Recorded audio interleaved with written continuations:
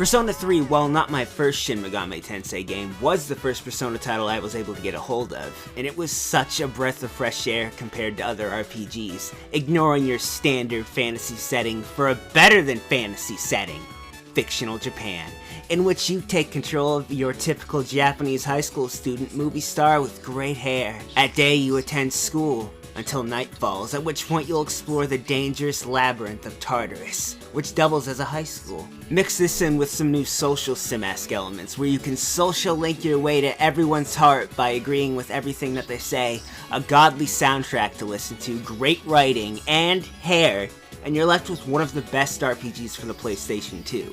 And seeing as how the latest installment of the series was recently delayed until next year so they can polish it and whatnot, I figured there'd be no better time than now to finally talk about the beta and cut content of Persona 3.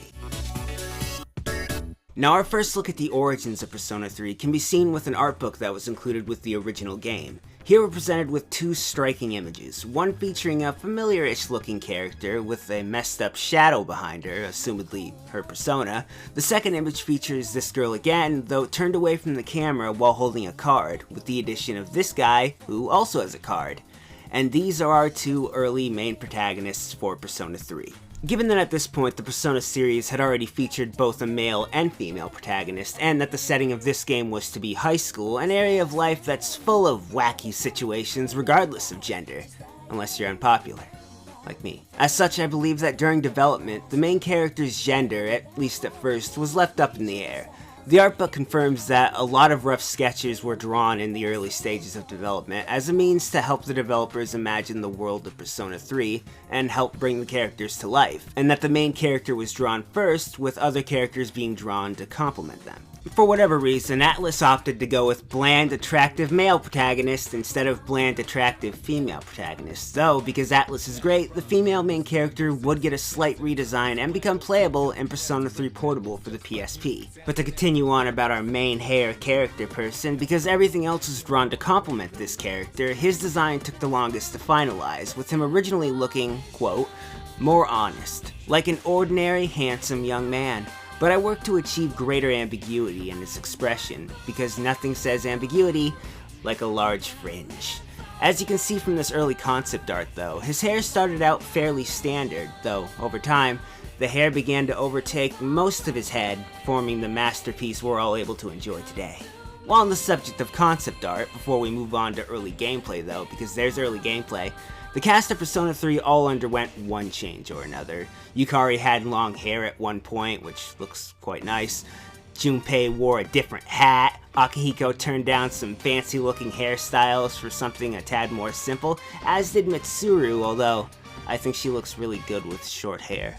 Fuka at one point straight up just looked like Chihiro, which is a separate character in the game. Wouldn't be surprised if she actually became Chihiro and Fuka simultaneously, actually. Konomaru was a Dalmatian at some point, because why the hell not?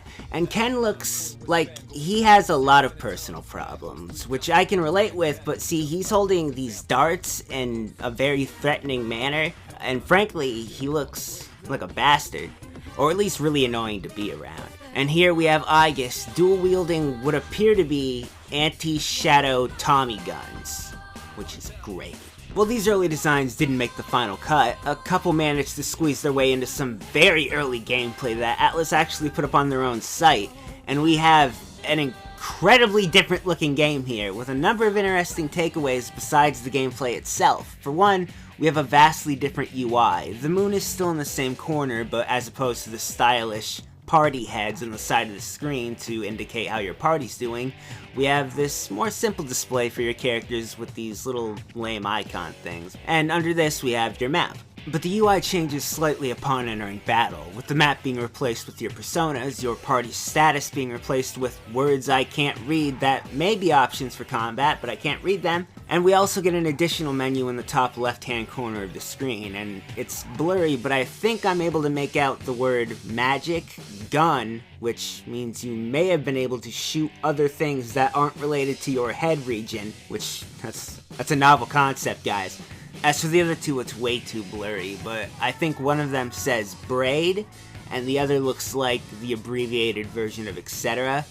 so I'm fairly sure both those are not right. More interesting to note, for me at least, is the bottom left-hand corner of the screen where it says Afternoon 23, meaning at some point you weren't limited to only exploring Tartarus at night, and could perhaps explore it whenever you wanted to, or only in the afternoons, but you wouldn't have to deal with being tired or sick if Persona 4 was any indication. But with those things aside, I'd like to address the gameplay directly, as early Persona 3 tried to do some really neat things. Our first gameplay video shows a party of 2, main character and who I'm going to assume is Junpei, even though it's probably just the main character again, because that's easier than making another character model. The 2 characters proceed forward and are attacked by 3 shadows, who are legit shadows. I forgot 2 of their names, but I'd recognize Ghoul anywhere. He has poor posture, just like me. What's interesting to note about the encounter is that there's no actual break between exploring the field and combat, like you see in a lot of RPGs where the screen will shatter or whatever transition someone thought looked pretty. And it was confirmed by the game's director Hashino that at this stage of development, battles happen directly on the field in seamless fashion without going into a different area or scene for the fight, which is really, really cool, but something not at all feasible at the time due to memory-related issues. Which makes sense, especially if you split up your party and everyone is having a full-on battle on the field at the same time while your PlayStation 2 melts. As such, a more conventional battle transition was added, which we can see in our second bit of early gameplay, in which we have main character now with a short sword, and Yukari and or female main character model that may have been lying around. Here we get an early look at being able to separate your party and have them explore floors by themselves, with Junpei in this case exploring the wonder of getting killed. The 2 run up and we have your standard RPG transition into battle. When the party is finally united though, it says the second game, which I'm not really sure how it's the second game or if that's different from a normal battle, but I thought it was worth mentioning. And in case anyone is curious, neither video features any audio, though the final product does have a couple of unused songs lying around. We have a couple unused versions of The Voice Someone Calls, or the music you hear at the entrance of Tartarus, and as you should be able to hear from one of the songs I'm playing in the background, it was a much more simpler tune. The other 2 early songs worth mentioning are an earliest version of Master of Tartarus, which is more or less the same as the final version, and a version of Burn My Dread, which does not sound the same at all, which is why I'm playing it in the background. I actually enjoy this rendition of it quite a bit. It's higher pitched and kind of sounds nice. Of course, Persona 3 has more than just some higher pitched songs hiding within it, as we also have early placeholders for the battles, starting with character portraits, which may seem the same at first, until you start wondering who the hell this person is, and he is yet another version of main character, as seen from this early portrait, with another female main character, because you can never have enough, and these are by far the blandest of them all.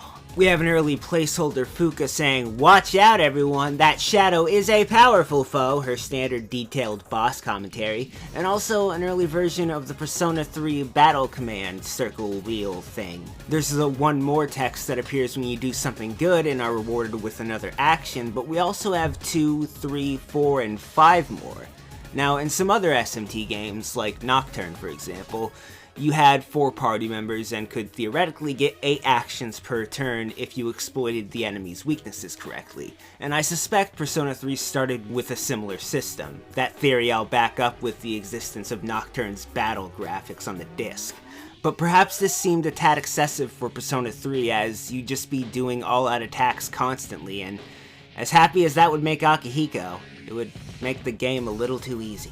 And to end things off, we have what I believe to be a series of unused days within Persona 3, this being related to some unused character audio that would have been used on these alleged days in some events. First, we have audio from a dorm scene with Yukari that was meant to go after you recovered from your Persona's awakening, but in the final game you go from awakening your Persona to hanging out with Igor in the magical elevator to being in a hospital for a weekish. Here you awake to Yukari, you two have a little chat, and you go from the hospital directly to school the next day because that's screen fun. In the exchange with Yukari though, she thanks you for saying yes, but the only thing you could have said yes to at this point in the game would be joining C's, which takes place after the hospital scene on the 18th.